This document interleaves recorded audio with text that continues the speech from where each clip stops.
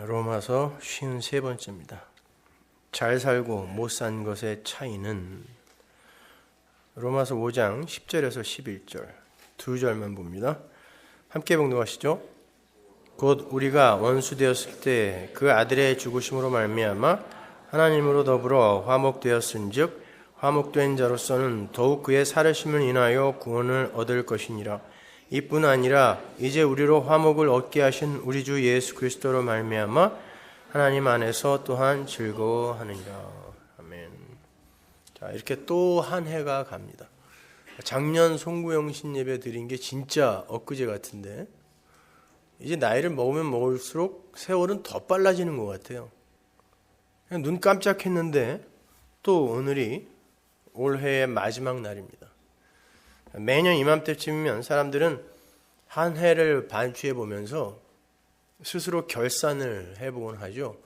올 한 해는 얼마만큼 열심히 살았는지, 또 얼마만큼의 소득을 냈는지, 얼마만큼 사람들에게 인정을 받았는지 등등 저마다 자신의 부가가치나 감가상각의 양을 계산을 해서 환호를 하기도 하고 반성을 하기도 합니다.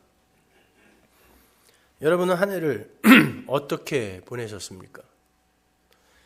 어떤 정치인의 말처럼 살림살이 좀 나아지셨나요? 아니면 심히 고단한 한 해를 보내셨습니까? 바라던 것들을 다 이루고 행복해하고 계십니까? 아니면 갖고 있던 것도 다 털리고 허탈해하고 계십니까? 여러 종류의 사람들이 있을 거예요. 공식은 없어요. 그러나 잘 생각해 보세요.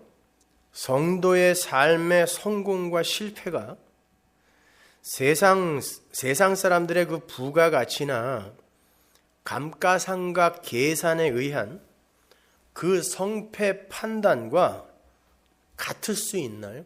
우리도 똑같은 것을 갖고 거기에 일희일비해야 맞아요? 성도도? 성도의 성공과 세상 사람들의 성공이 정말 같은 것일까? 우리는 예수를 믿는다고 하면서도 여전히 세상의 세계관과 가치관을 갖고 자기 자신의 성패를 판단하는 그런 우를 범해요. 성경은 오히려 인간 자신의 가치 쌓기와 힘 늘리기의 삶을 가리켜서 저주받은 삶이라고 해요. 아담과 하와가 선악과를 따먹은 후에 하나님은 흙에서 나온 사람과 흙, 즉 땅을 저주해 버렸어요. 따라서 흙이 만들어내는 이 흙에서의, 땅에서의 모든 결과물은 하나도 빠짐없이 저주의 산물, 가시와 엉겅퀴가 되는 거예요. 그런데 우리 성도라는 사람들조차 이 저주받은 땅에서 저주받은 인간들이 상정해 놓은 가치라는 것과 힘이라는 것에 그 다소와 유무에 따라 성공과 실패, 진보와 퇴보를 이야기하고 있는 거예요. 인간이 하나님 절대 의존의 자리에서 자진하차한 후에, 선악과 사건 이후에 그렇게 됐죠. 자진하차한 후에 스스로를 의지하여 스스로를 보호하고 지켜내고 발전시키는 그 방법으로 선택한 게 뭔 줄 아세요? 그것이 연합, 우리가 하나 되어 힘을 합하여, 바벨탑에서 그런 일이 일어났었죠. 힘을 합하여, 연합하여 우리의 수를 늘리고 성공과 번영과 부흥을 꾀하자. 양적 팽창이에요. 쉬운 말로 생육과 번성입니다. 제가 전에 설명해드렸던 것처럼 하나님이 요구하신 생육과 번성은 예수 그리스도의 그 창조 사역, 그게 파라라는 단어거든요. 생육. 그게 결실이란 뜻이에요. 열매 맺기. 그 예수 그리스도의 창조 사역의 그 완료, 이게 번성이에요. 라바가 완료란 뜻이거든요. 그런데 그렇게 생육과 번성을 해야 하는 인간들 스스로의 힘으로 생육과 번성에 열심을 부리고 있는 게 이 역사인 거예요. 인간들은 아무리 서로에 대해서 적대감을 갖고 있다고 할지라도 자기들의 안위와 유익이 걸리게 되면요, 너무나 쉽게 연합해버려요.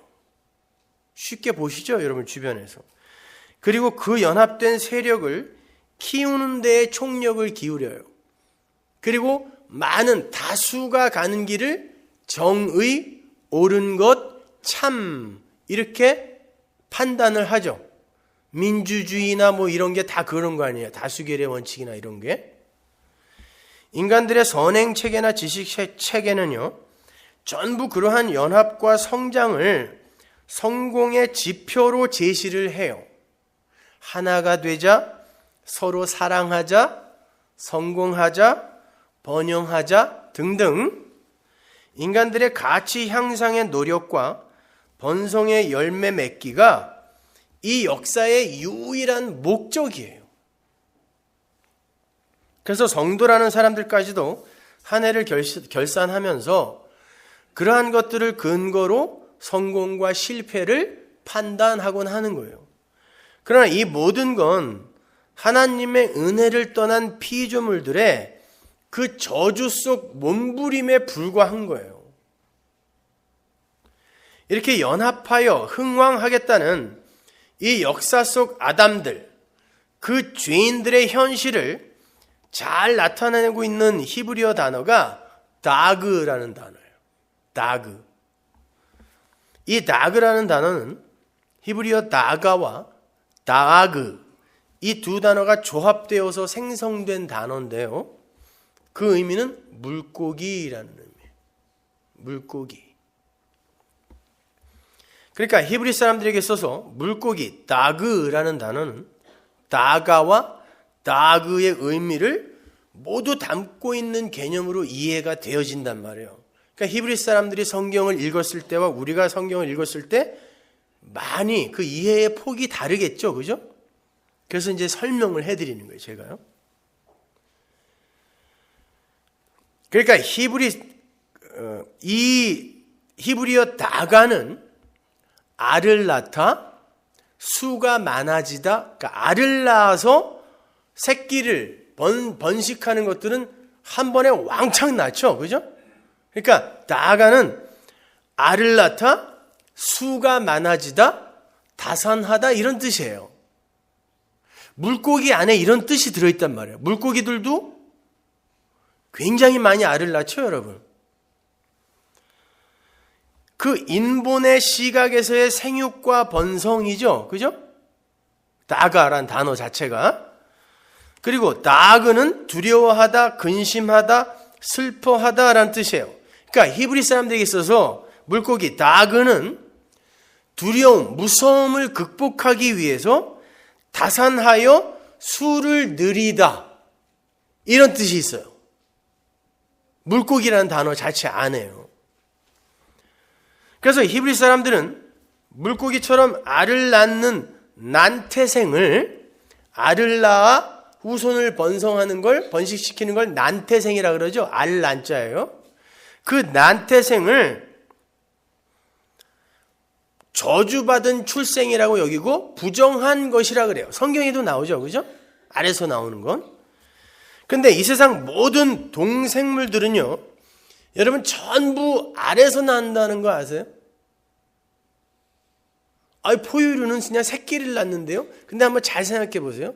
어머니 뱃속에서 그들이 양수 안에 들어가 있죠. 여러분 그게 알이에요. 그걸 난이라 그래요. 그 양수가 알이 터지면서 그 새끼가 나오는 거거든요. 그러니까 지구상의 모든 동생물은 다 난태생이에요. 그래서 모든 걸 부정하다 그래요. 난태생은요. 그러면 어떻게 해야 되죠? 알로 난 걸 다시 태어나게 해야, 그걸 재창조라 그래요. 다시 태어나게 해야 부정한 것으로부터 벗어나게 된단 말이에요. 그럼 이걸 이렇게 한번 생각해 보세요. 닭이 알을 낳죠. 부정한 거예요. 그 자체도 살아있는 겁니다. 죽은 거 아니죠? 근데 암탉이 라하프, 품어 안아서 다시 한번 생명을 창조해내죠. 이렇게 생각하시면 돼요. 모든 난태생은 다 부정하기 때문에 다시 나야 돼요. 어떻게? 날개에 품겨져서. 여러분, 이 작은 예 하나에 구원의 전체 이야기가 들어있어요. 그래서 예수님이 이스라엘, 부정한 이스라엘, 어둠인 이스라엘에게, 그 난태생에게, 이스라엘아, 내가 너희를 암탉이 새끼를 품에 품듯이 모으려고 한 게 한두 번이냐 그런 거예요. 왜? 품어서, 부정한 자들은 예수가 날개로 품어서 새롭게 창조해야 구원에 이르거든요. 그 이야기 하는 거란 말입니다. 누가복음 13장 34절 보세요. 예루살렘아 예루살렘아 선지자들을 죽이고 내게 파송된 자들을 돌로 치는 자여, 암탉이 제 새끼를 날개 아래 모음같이 내가 너희의 자녀를 모으려 한 일이 몇 번이냐? 그러나 너희가 원치 아니하였도다. 그죠? 예수님이 품어 안아야 새롭게 창조되는데 원치 않는 거예요. 나는 이미 존재인데 왜 내가 거듭나야 돼? 이렇게. 나비를 생각해 보세요. 애벌레가 고치, 알 속으로 들어가죠. 근데 그 고치 자체는 애벌레의 입장에서 보면 죽은 거예요. 그런데 그 고치, 알이 깨지면서 나비로 부활하는 게 애벌레, 고치, 나비의 상관관계잖아요. 여러분의 인생 속에서 이게 그대로 나타난다는 뜻이에요. 우리의 인생 속에서 이게 그대로 나타난다는 뜻이에요. 암탉이 자기 새끼를 품으면 부화가 돼요.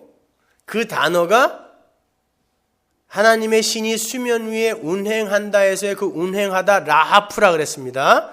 그랬더니 뭐가 일어났어요? 창조가 일어났죠. 첫째 날 이렇게. 그러니까 그 이야기예요. 부정한 거, 혼돈, 공허, 어둠, 수면, 저주의 바다가 성령의 품에 이렇게 품겨지니까, 라하프 품겨지니까 창조가 일어나는 거예요.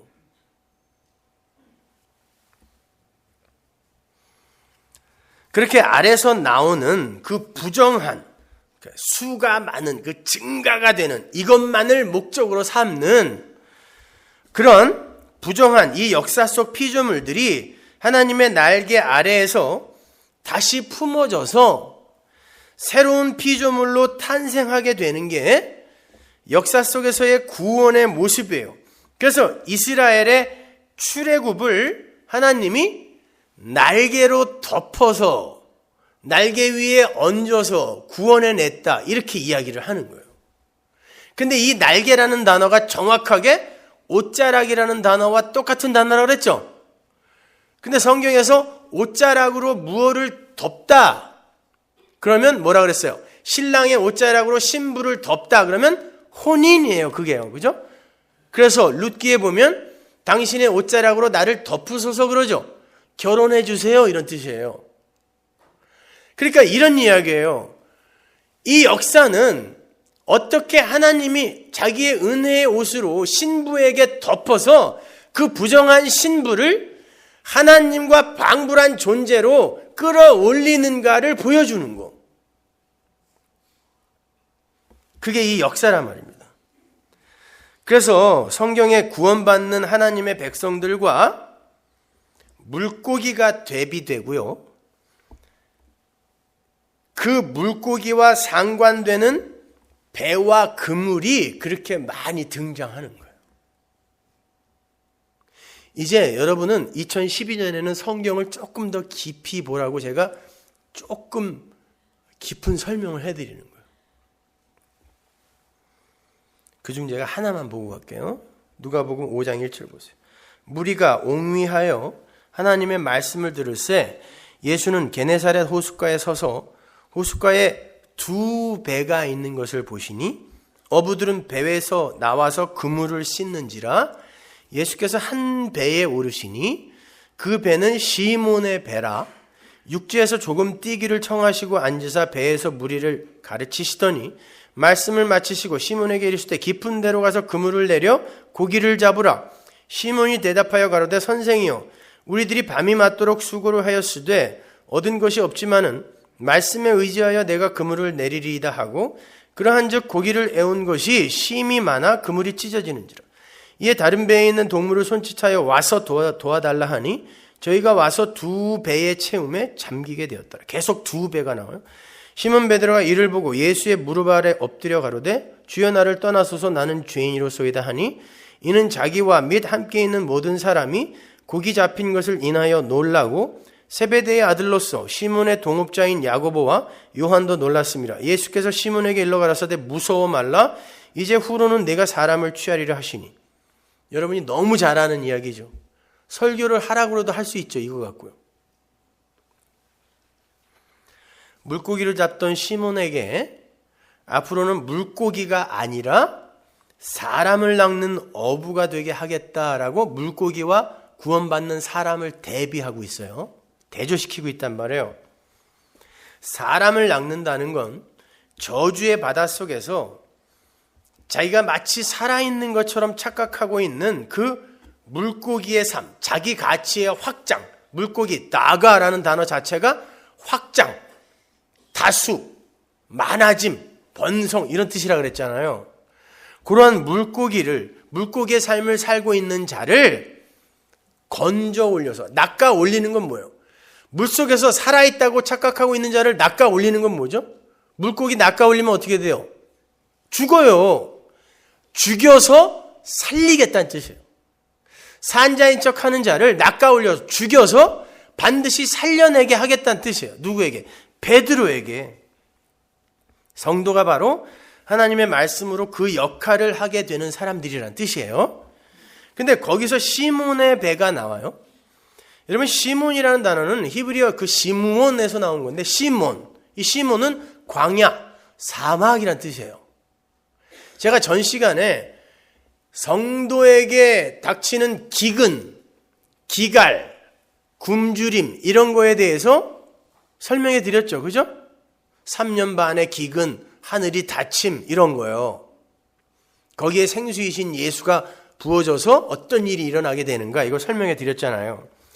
근데 시몬이라는 이름 자체가 사막, 광야란 말이에요. 베드로는 잘 아시죠? 페트라. 반석에서 뭐가 나와요? 생수가 나온단 말이에요. 그러면 시몬, 베드로라는 것 자체가 뭐예요? 광야, 사막이었던 자를 그러니까 광야, 사막인 자들은 물이 없는 자, 말씀이 없는 자들은 뭘 건져 올리는데 뭘 건져 올리냐면 그 말씀, 하늘에서 떨어지는 만나로 엉터리 이 세상에서의 번영과 확장과 자기 증명, 자아 확장, 자아 실현 이런 것들을 끌어모으는 거예요. 열매로 맺는 거예요. 광야는, 시몬은. 그런데 베드로는 어때요? 생수가 쏟아지게 되면 사람, 구원받는 자가 올라오는 거예요. 요 대조를 하는 거예요.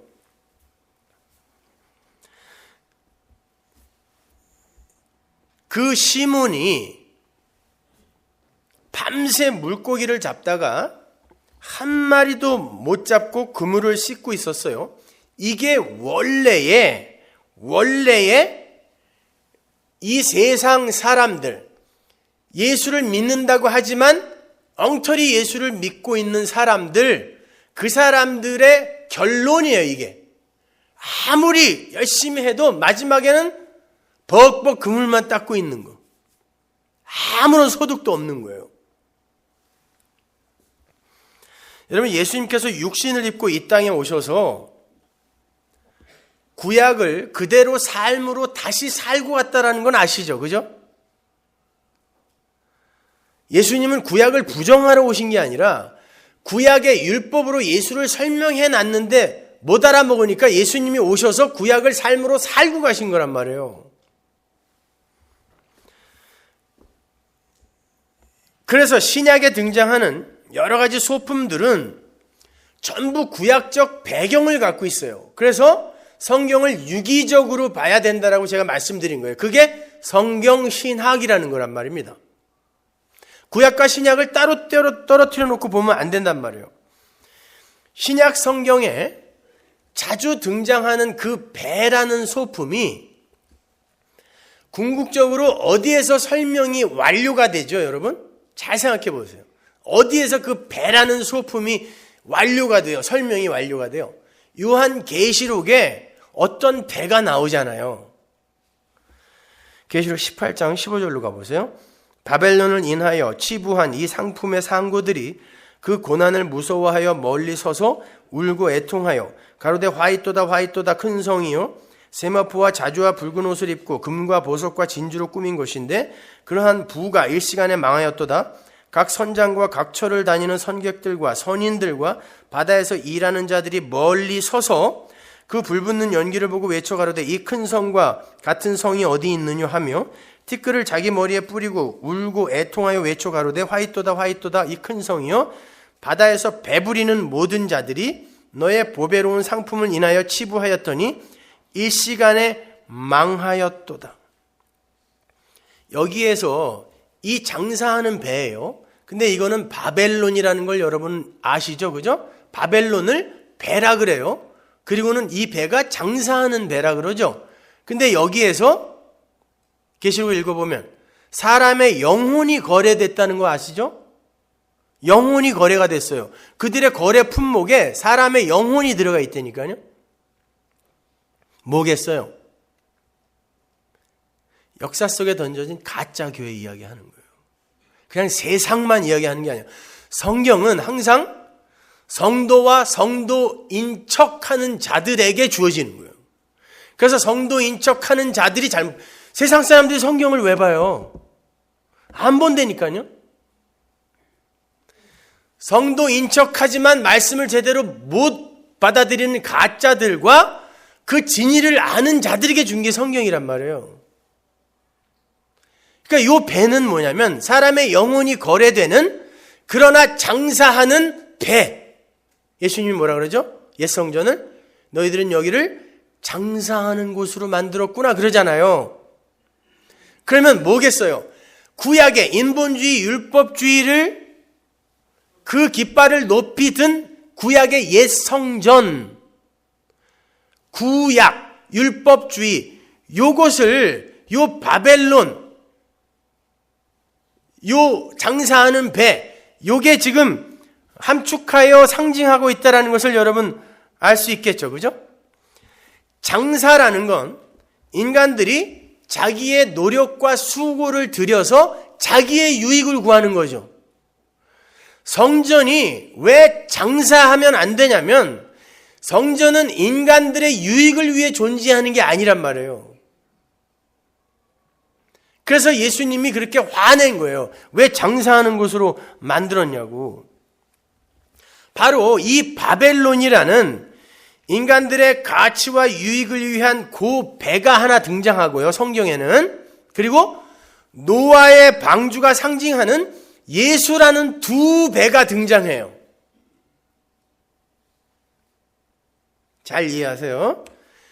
이 배가 시편에도 나와요. 시편 48편 7절 보세요.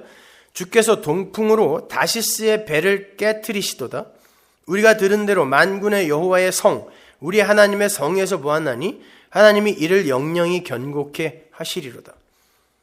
다시스의 배라는 게 나와요. 다시스의 배를 동풍으로 부순다라고 하시는데 여기서 동풍이라고 번역이 된 카딤 르와흐는 뭐예요? 성령이죠.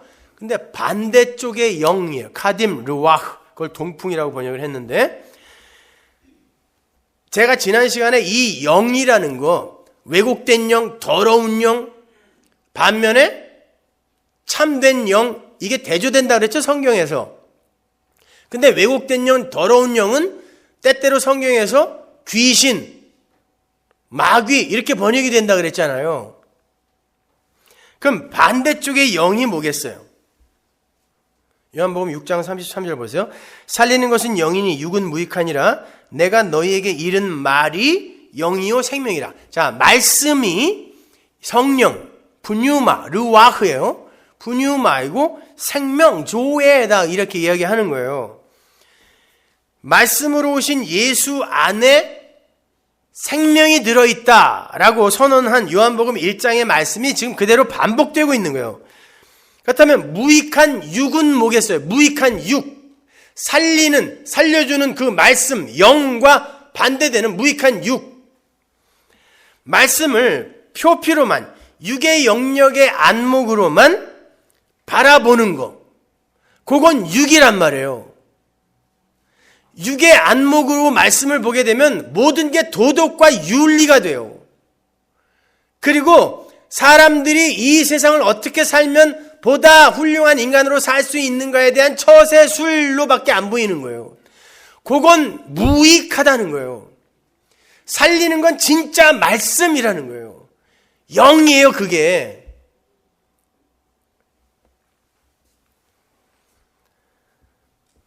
그러니까 이 영은 사람을 살려낼 수 있는 유일한 거예요. 말씀은 사람을 살려낼 수 있는 유일한 거란 말이에요.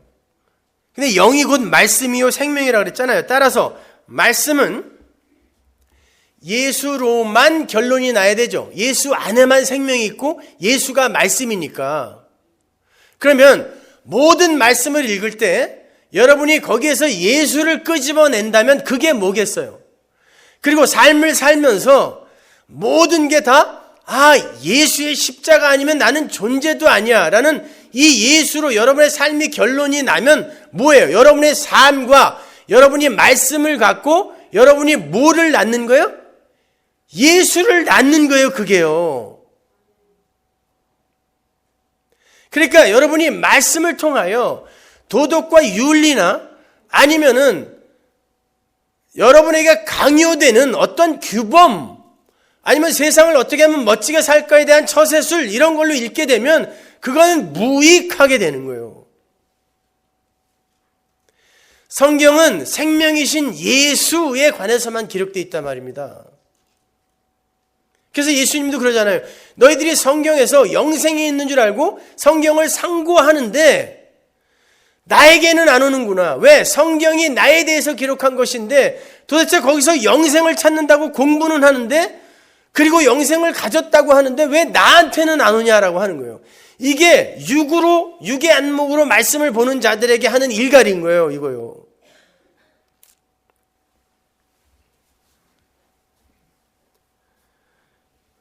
다시 시편 48편으로 갑니다. 거기서 다시스의 배, 그 다시스의 배라는 뜻이 장사하는 배란 뜻이에요. 어떤 지명이 아니라 장사하는 배예요. 다시스가. 근데 재미있는 게요. 다시스의 배와 하나님의 성이 대조되고 있죠. 다시스의 배와 하나님의 성이 대조되고 있단 말이에요. 하나님의 성은 예수 그리스도로 말미암게 되는 은혜의 나라, 하나님 나라를 가리키는 거예요. 그러니까 그 하나님의 성, 그 성 안에 들어가서만 우리는 안전한 거거든요. 쉽게 말해서 새 성전이신 예수 그리스도를 가리키는 거란 말이에요. 장사하는 배, 장사하는 성전, 즉 인간의 유익을 위해 존재하는 배는 반드시 멸망할 거고 하나님의 은혜의 배, 예수 그리스도라는 방주만이 저주의 바다 위에 오롯하게 뜨게 될 것이다 라는 그런 말이에요. 예수님께서 옛 성전에 들어가서 너희는 이곳을 장사하는 곳으로 만들어 놨다가 다시스의 배예요. 바벨론의 배. 그게 구약이란 말이에요. 그게 계시록에 가서 멸망하는 거예요. 세상에 있는 게 아니에요. 교회 안에 다른 모양으로 있는 가짜를 이야기하는 거예요. 그게 멸망하는 거예요. 그러니까 성경은 단순히 세상과 성도의 이야기를 그려놓은 게 아니라 교회라는 울타리 속에 알곡과 가라지에 대해서 기록을 해놓은 거라고 보시면 돼요. 아무튼 성경에 등장하는 두 배는 구약과 신약을 상징한다고 보시면 돼요, 여러분. 구약 안에 갇혀서 그 배 타면 죽어요. 예수라는 방주, 신약, 그 안에, 은혜 안에 들어가야 산다를 보여주는 거란 말이에요. 그걸 극명하게 대조해낸 게 요나서죠. 하나님께서 요나에게 구원의 말씀, 즉 복음을 갖고 구원의 말씀이요, 살려내라고 말씀을 갖고 가라 그랬어요. 그러니까 요나가 타고 가는 배는 하나님의 말씀이, 제대로 된 말씀이 실린 구원의 배여야 되는 거예요. 그래야 가서 구원해낼 수 있으니까. 그런데 요나가 어떻게 해요? 저런 자격 없는 자들을 왜 구원해요? 이게 뭐예요? 구약이죠. 그리고는 뭘 타요? 다시스로 가는 배를 타요. 그게 뭐예요? 장사하는 배예요. 인간의 가능성과 인간의 유익과 인간의 존재 확장, 이런 거에 초점을 둔 다시스의 배, 이걸 타는 거예요. 요거는 풍랑 맞아 망해야 되는 거죠. 풍랑이 일어납니다. 그럼 다른 배, 말씀을 가진 진짜 살리는 배가 또 나와야 되잖아요. 요나가 그 배로 등장하는 거예요. 어떻게? 하나님이 요나를 물속에 집어넣어서 물속에 스올에 빠뜨려 죽이는 거예요. 그래서 스올, 지옥이 나오는 거예요. 그런데 그가 요나의 표적이라고 그러죠. 예수님의 십자가를. 요나가 죽음으로 말미암아 사흘 밤낮을 스올, 지옥 속에 있다가 나옴으로 말미암아 도대체 구원받을 이유가 없는 니느웨, 아수르 사람들은 혓바닥을, 이스라엘 사람들을 포로로 잡아가는데 혓바닥을 철사로 뚫어서 개구리처럼 질질 끌고 갔던 사람들이라 그랬죠. 그 사람들과 풍랑에 파선해야 할 자들이 요나의 죽음으로 말미암아 살아나는 거예요. 이게 뭘 상징하는 거예요? 방주요. 노아의 방주. 제가 창세기 때 설명해 드렸잖아요. 너무 오래돼서 잊어버리셨죠? 노아의 방주. 요 두 배가 등장하는 거예요. 한 배는 다시스의 배, 장사하는 배. 저놈들은 아무 자격 없어요. 이게 맞는 것 같아요, 세상에서 보면. 근데 하나님이 아니라 그래요. 굳이 그를 빼서 죽여버리고 그가 자격 없다고 한 자들을 그 품에 넣어서 방주처럼 그들을 살려내요. 그래서 니느웨가 회개하는 그림이 나오는 거예요. 그걸 니느웨가 그럼 다 구원받았나? 이런 걸 우리가 미루어 추측할 필요는 없어요. 하나님은 교회 성도에게 그냥 뭔가를 가르쳐 주시는 것일 뿐이에요. 무슨 이야기인지 아시겠어요? 요 두 배의 이야기예요, 요나서가. 그러니까 인본의 배, 그 구약의 배는 사람을 죽이는 배고, 은혜의 배, 구원의 방주는 자격 없는 사람을 그냥 은혜로 거저 살려내는 하나님의 능력이요 사랑인 거예요. 그래서 노아의 방주 사건이 노아는 하나님의 은혜를 입었더라로 시작하는 거예요. 은혜의 방주예요. 노아가 자격이 있어서 탄 게 아니라. 두 배. 다시 누가복음으로 갑니다. 예수님 앞에 두 배가 놓여 있어요. 구약의 성전과 신약의 성전이라 할 수 있죠. 예수님께서 시몬의 배는 뭐라고 했어요? 광야의 배, 사막의 배예요.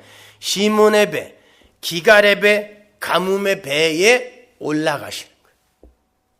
생수가 가뭄의 배에 올라가 버리는 거예요. 예수님께서 시몬 베드로에게 깊은 데 가서 그물을 던지라 그래요. 물고기 잡아오려는 거였죠. 그때 베드로가 뭐라 그러죠? 밤이 맞도록 수고하였는데 얻은 것이 하나도 없다. 그래서 밤이 맞도록이라고 번역이 된 어구가 모든 밤 동안, 밤의 때에, 이런 뜻이에요. 모든 밤. 단순히 하룻밤을 이야기하는 게 아니에요. 모든 밤, 어둠의 시간, 밤의 때에 수고했다 그러죠. 예? 그 수고라는 단어도 코피아오라는 단어인데 이 단어가 부여된 수고, 부여된 노동이에요. 히브리 사람들에게 있어서 부여된 수고, 부여된 노동이 뭐죠? 율법이에요. 그래서 코피아오라는 단어는 율법적 수고를 이야기하는 거예요. 밤의 때에 광야, 사막인, 말씀이 없는 시몬이란 존재가 코피아오, 율법적 열심을 내놓았더니 아무것도 소득이 없더라라는 뜻이에요. 아무것도 소득이 없더라.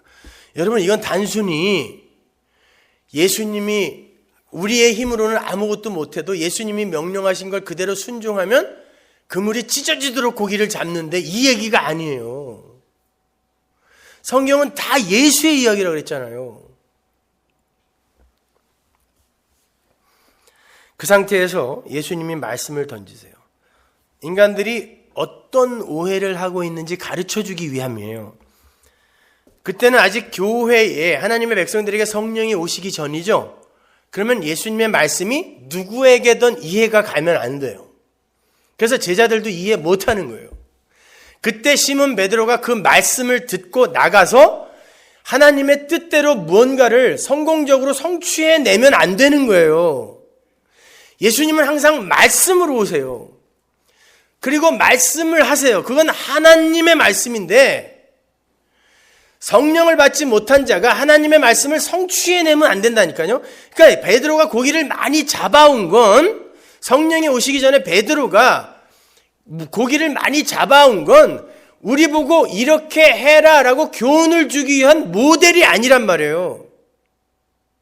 성령을 받기 전에 인간들의 열심과 노력으로 어떤 실수를 해내는지 보라는 거예요. 오히려요.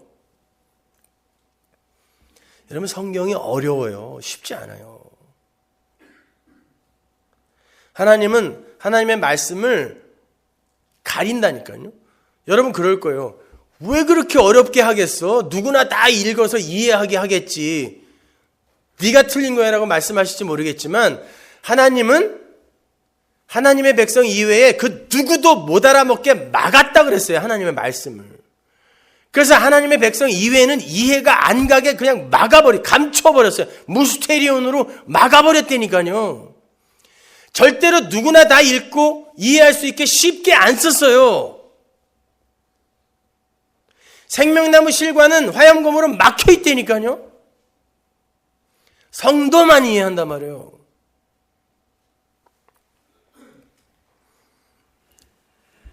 자, 예수님께서 그물을 깊은 데에 던져서 무엇을 건져 올리라 그래요. 깊은 데라는 건 물고기를 잡을 수 없는 곳이에요. 그런데 물고기가 그물 가득 올라오죠. 게다가 그물도 찢어져요. 조금 전에 말씀드렸던 것처럼 물고기, 그 다그는 연합과 다산과 증대로 자신들의 안위를 지키고 가치를 자랑하려고 하는 율법 아래에서의 아담들을 상징한다 그랬어요. 이게 세상이에요. 요 물고기와 나중에 예수님이 넌 이거 말고 사람 낳게 할 거야 라고 구원받는 사람과 대조하는 걸 잊지 마시란 말이에요. 이게 율법 아래에서의 아담들이란 말이에요. 그 물고기가요. 다그가.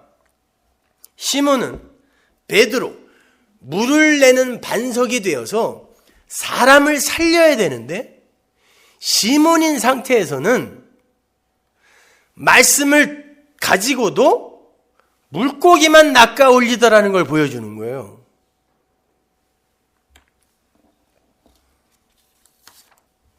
거기에서 성경이 이상한 표현을 써요. 개역 성경이 시몬 베드로의 그물이 찢어졌다 그랬는데 그 디알흐레소라는 단어는 조각조각 나서 깨지다라는 뜻이에요. 여러분, 그물은 깨지지 않죠. 조각조각 부수어지다. 하나가 아니고 조각조각 부수어지다라는 뜻이에요. 그러니까 보세요. 성경이 온전히 예수로 이해되어지지 않고 조각조각 부수어져서 교훈이 되고 가르침이 되고 행동 강령이 되고 이래버리면 그게 물고기를 건져 올린다는 뜻이에요. 그물이 찢어졌다라는 건 고기가 너무 많아서 그냥 그물이 터져버렸다는 뜻이 아니에요. 그 원어를 보면요. 조각조각 나다. 그게 성경을 율법으로 보는 거예요. 성경, 율법은요, 예수거든요. 근데 율법을 규례, 명령으로만 보면 이게 신명기 28장이죠. 이 명령과 규례를 그러잖아요. 지키면 복받고 안 지키면 저주받는다. 명령과 규례로 보면 율법은 조각조각조각 세분화되는 거예요. 그걸로는 물고기밖에 건져 올릴 수 없어요. 아담 아래, 율법 아래에서의 아담들. 잠언 12장 13절 보세요. 악인은 입술의 허물로 인하여 그물에 걸려도 의인은 환난에서 벗어나니라. 입술의 허물이 뭐예요? 잘못된 말이에요. 말. 잘못된 말씀. 그 말씀에 대한 이해는 인간들을 그물에 걸리게 한다는 거예요.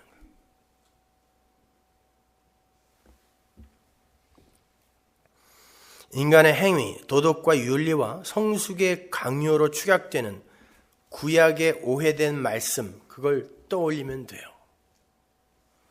하나님의 말씀을 곡해하면 바로 그러한 그물에 걸리게 되는 거예요. 이사야서 19장 8절. 어부들은 탄식하며 무릇 나일강에 낚시를 던지는 자는 슬퍼하며 물에 그물을 치는 자는 피곤할 것이며. 무의미한 수고로 그물을 던지는 자가 있다는 거예요. 지금 시몬의 모습이에요. 고기 하나도 못 잡은 시몬의 모습. 그물을 계속 던지는데 아무것도 못 잡는다. 피곤할 것이다. 전도서 9장 12절. 대저 사람은 자기의 시기를 알지 못하나니 물고기가 재앙의 그물에 걸리고 새가 올무에 걸림같이 인생도 재앙의 날이 호련히 임하면 거기 걸리느니라. 역시 물고기와 그물이 등장하죠. 그런데 하나님이 던지신 그물도 있죠. 비유 공부할 때 살펴봤잖아요. 마태복음 13장 47절 보세요. 또 천국은 마치 바다에 치고 각종 물고기를 모는 그물과 같으니. 여기에서 그물이라고 번역된 단어, 사게네라는 단어는요, 장비하다, 장비를 갖추다, 가구라는 뜻이에요. 히브리 사람들이 성전에 비치되는 그 가구를 가리킬 때 세게네라는 단어를 썼어요. 여러분, 성전의 그 가구, 성전의 기구들은 모두가 다 모였어요. 복음, 하나님의 말씀을 설명하는 거였죠. 떡상, 촛대, 번제단, 모든 게 다, 그죠? 그러니까 그건 눈에 보이는 복음, 말씀이란 말이에요. 그 말씀, 세게네에 걸리는데 좋은 고기, 나쁜 고기가 한꺼번에 걸려요. 그런데 나중에 마지막 때가 되면 그 말씀에 걸린 걸 요건 좋은 고기, 요건 나쁜 고기 이렇게 골라낸다 그랬어요. 자, 여기에 한 울타리에 같은 말씀을 듣는 이들이 이렇게 있어요. 근데 이 중에 가라지가 있고 알곡이 있다고요. 같이 걸리는데 하나님께서 나중에 골라내요. 어떤 자를 골라낼까요? 같은 설교를 듣고도, 같은 말씀을 듣고도 이걸 인간들의 행위, 윤리, 규범, 율법으로 받아들이는 자들이 말씀을 나는 붙들고 있고 열심히 신앙생활을 한다고 하는데 결국 가라지 나쁜 고기로 골라내지는 거예요. 이게 바로 저주의 그물에 걸리는 거예요, 이것이요. 왜? 하나님의 말씀은 그냥 똑같아요. 말씀은 던지는데 그물이에요. 근데 엉뚱한 그물에 걸리는 자가 있단 말이에요. 율법의 그물. 이게 나쁜 고기란 말이에요, 여러분. 그게 바로 조각난 그물, 찢어진 그물, 거기에 걸린 물고기란 말이에요. 여러분은 하나님의 말씀의 그물에 걸린 성도고, 성도와 물고기가 대조되고 있는 거란 말이에요. 율법 아래의 아담들, 다산과 연합과 확장과 번영만을 꿈꾸는 자들, 이게 나그라 그랬잖아요. 물고기. 잠언 18장 7절 보세요. 미련한 자의 입은 그의 멸망이 되고 그 입술은 그의 영혼의 그물이 되느니라. 10절. 여호와의 이름은 견고한 망대라. 의인은 그리로 달려가서 안전함을 얻느니라. 미련한 자의 말, 엉터리 말을 갖고 있는 자도 어디로 들어가는데 그건 그물에 걸리는 거고, 하나님의 백성은 여호와의 이름이라는 견고한 망대로 달려가는 거예요. 견고한 망대. 참성전인 예수 안이라는 망대. 예수 안.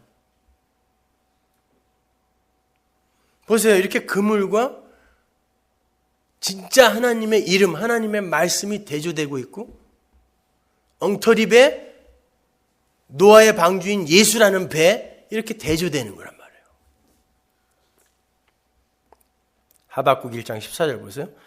주께서 어찌하여 사람으로 바다의 어족 같게 하시며, 물고기죠, 주권자 없는 곤충 같게 하시나이까. 그가 낚시로 모두 취하며 그물로 잡으며 초망으로 모으고 인하여 기뻐하고 즐거워하여. 인간들은 모두, 성도도 이 세상에 올 때는 다 물고기로 오는 거예요. 그죠? 선악과 입에 물고 오니까 누구도 다. 우린 다 아담들로 오는 거 아니에요. 물고기로 오는 거예요. 그걸 그물로 잡는다는 뜻이에요.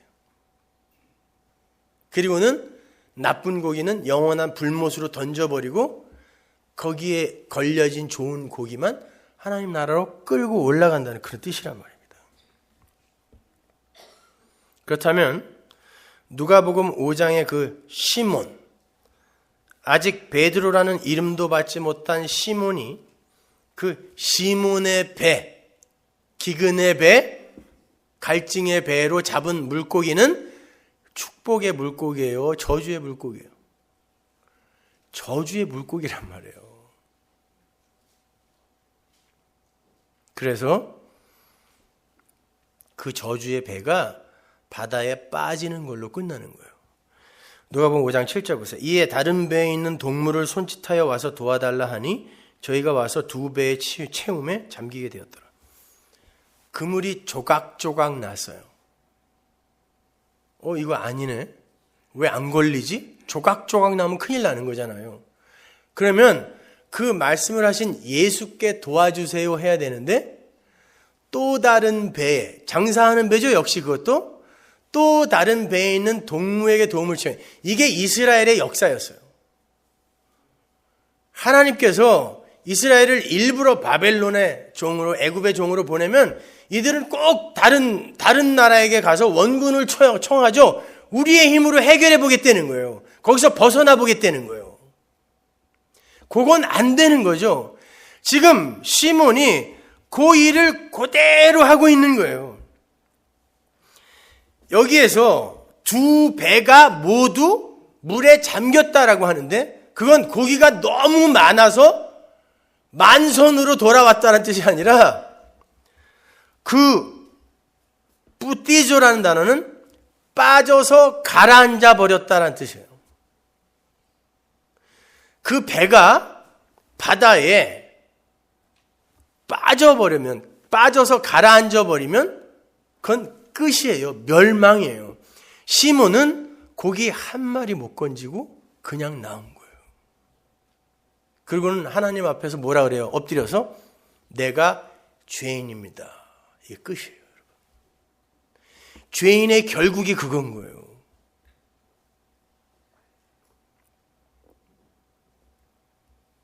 그런데 나중에 예수님이 부활하신 다음에 똑같은 일이 있는데 그때는 안 찢었어요. 그리고 그때는 이제 베드로로 예수님 앞에 엎드려요. 내가 죄인입니다가 아니라 내가 주님을 사랑합니다로 나가는 거예요. 베드로가 어떻게 뭐가 바뀐 게 아니라 십자가가 그를 그 being의 문제, doing의 문제가 아니라 존재를 바꿔버리는 거예요.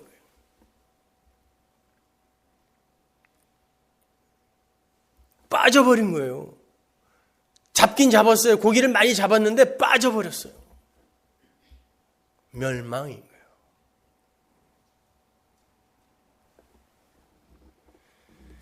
이렇게 시몬에서 베드로로 환골탈태를 해가는 그 과정이 성도의 신앙 생활이에요. 시몬의 열매는 고작 물고기, 인본주의, 율법주의의 세상적 열매일 뿐이며 그것은 곧 저주의 바다에 빠지는 사망의 일이 된다는 거예요. 그러니까 신앙생활의 시작은 나는 죄인입니다 하나님, 나는 엉터리 물고기나 잡는 시몬입니다 라는 고백에서 시작되는 거예요. 거기서 시몬이 부름을 받는 거니까 나는 이런 놈이네요. 여기서부터 시작되는 거란 뜻이에요. 거기서부터 복을 받고 시작하는 게 아니라니까요. 물고기 왕창 잡게 해줬더니 야, 나에게 이런 복을 주는 분이야 하고 따라간 게 아니란 말입니다. 나는 엉터리 물고기나 잡는 시몬, 광야, 사막이구나 를 알아야 그 생수이신 예수를 쫓게 되는 거예요. 우리 서문화교회는 그거 하자는 거예요, 여러분. 다른 게 아니라.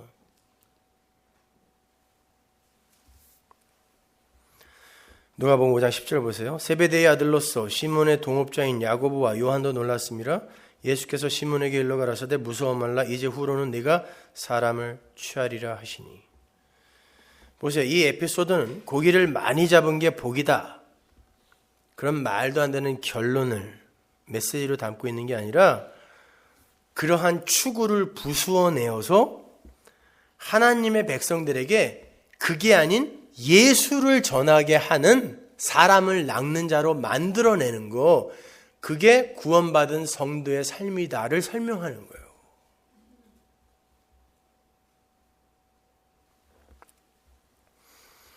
여러분, 한 해를 결산하시면서 여러분의 재산이나 명성이나 보람 등을 손익계산서 위에 올려놓지 마세요. 그럼 화만 나요. 성도의 삶은 그런 존재의 부가가치를 향하여 매진하도록 프로그램되어 있지 않아요.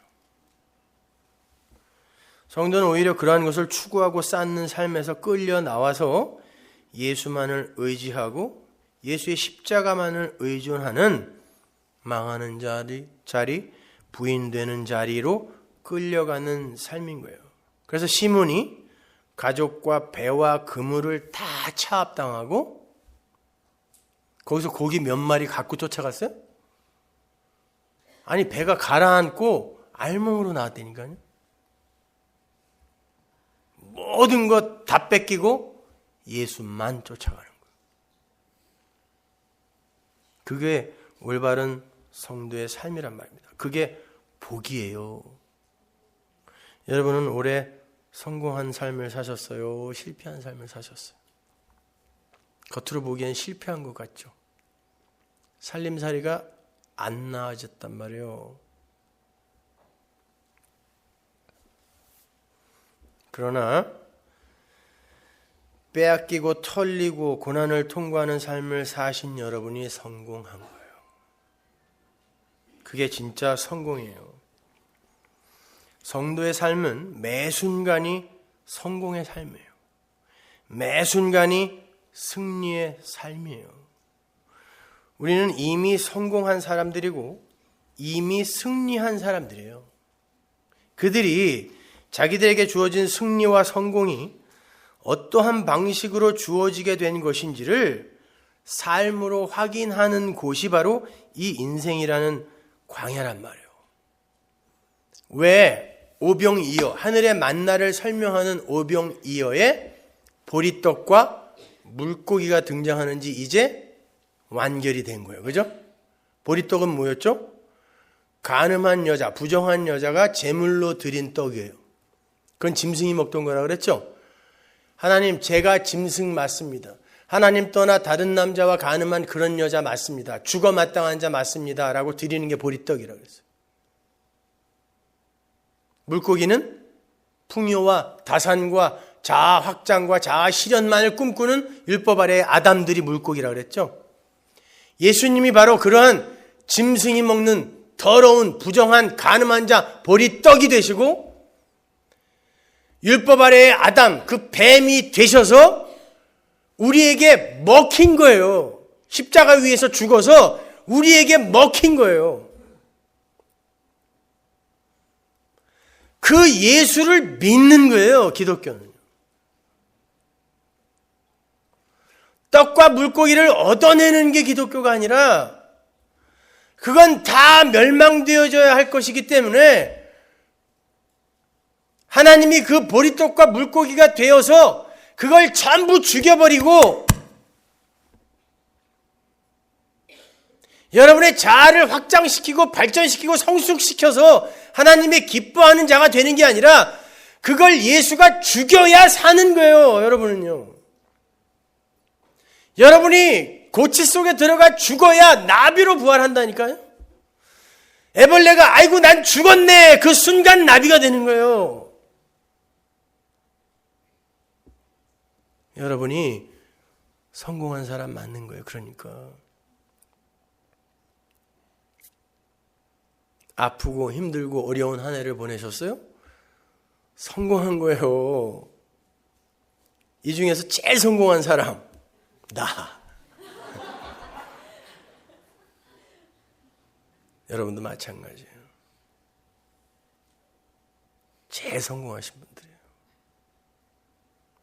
힘들고 어려운 삶 하나님이 괜히 허락하시는 거 아니란 말입니다, 여러분. 절대로 그런 세상 사람들이 성패의 근거로 붙들고 있는 그런 걸로 여러분의 성공과 실패를 판단하지 마세요. 그리고 그걸로 슬퍼하거나 그걸로 좌절하거나 그까짓 거 조금 얻어냈다고 기뻐 펄펄 뛰지 마세요. 우리는 얼마만큼 내가 예수를 의존하는 자가 되었는가, 나는 진짜 예수 없으면 안 되는 자다라는 이 고백을 얼마나 더 분명하게 할 수 있는가로 성공과 실패를 판단해야 되는 거예요. 여러분, 모세가 이 인생을 어떻게 정의했어요? 이 인생은 어떤 거다? 마지막으로 그것만 보죠. 시편 90편 9절 보세요. 우리의 모든 날이 주의 분노 중에 지나가며 우리의 평생이 일식간에 다하였나이다. 우리의 연수가 70이요 강건하면 80이라도 그 연수의 자랑은 수고와 슬픔뿐이요 신속히 가니 우리가 날아가나이다. 모세가 정의한 성도의 인생이에요. 우리의 모든 날은 주의 분노. 뭐예요? 지옥의 백신. 지옥의 백신은 지옥이에요. 그러나 완전한 지옥이 아니라 조그만 지옥. 주의 분노란 말이에요. 왜? 이렇게 살면 죽어. 이게 주의 분노니까. 그래서 우리에게 지옥이 오는 거예요.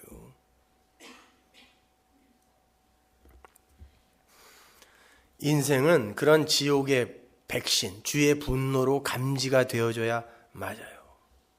그리고 우리의 인생은 수고와 슬픔으로 신속히 지나가는 게 맞아요.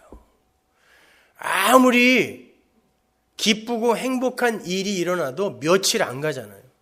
그 이후는 또 다른 눈물과 고통과 슬픔이 또 닥치고, 그렇게 수고와 슬픔으로 점철된 인생이 야곱의 고백처럼 나그네 인생길 130년에 내가 심히 고단한 삶을 살았다라는, 그러니까 빨리 하나님께 가야지,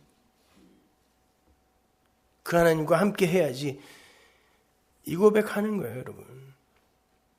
그렇게 수고와 슬픔뿐이 인생을 사는 이들에게 예수가 보이고 십자가가 보여요.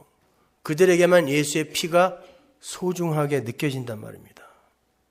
다른 사람들처럼 주판을 튕기면서 한 해를 잘 살았느니 못 살았느니 성공했느니 실패했느니 그러지 마세요. 보리떡에 부정한 물고기에 불과한 그 광야의 시몬들을 이렇게 말씀을 잘 이해하는 반석인 베드로로, 생수를 뿜어내는 베드로로, 여러분이 말씀을 이해한 것 자체가 그 말씀의 전이자로 쓴 거예요, 이미요. 그래서 사람을 낚는 거예요, 그것이요. 그렇게 불러내신 그 하나님을 찬송하시면 돼요. 다른 거 없어요. 여러분은 성공하신 분입니다. 기도하겠습니다. 하나님 은혜를 감사합니다. 이 들풀 같은 인생, 아니 들풀의 꽃과 같은 인생, 언제 떨어질지 모르는 이 인생, 도대체 이게 뭐가 그렇게 소중해서 여기에 금틀을 두르려고 하고 이 인생의 가치와 이 인생의 힘을 위해 이렇게 매진하며 삽니까? 하나님 말씀을 더욱더 명료하고 분명하게 우리에게 보내셔서 도대체 우리가 어떻게 살아야 하며 무엇에 기뻐하고 무엇에 슬퍼해야 하는지를 더욱더 명쾌하게 가르쳐 주옵소서. 한 해를 보내면서 아버지 하나님, 한 해 동안에 있었던 그 나의 오해와 곡해 다 털어버리게 하시고 말씀 안에서 이제 새롭게 새로운 눈으로 나의 인생과 세상을 바라보게 하옵소서. 예수님 이름으로 기도합니다.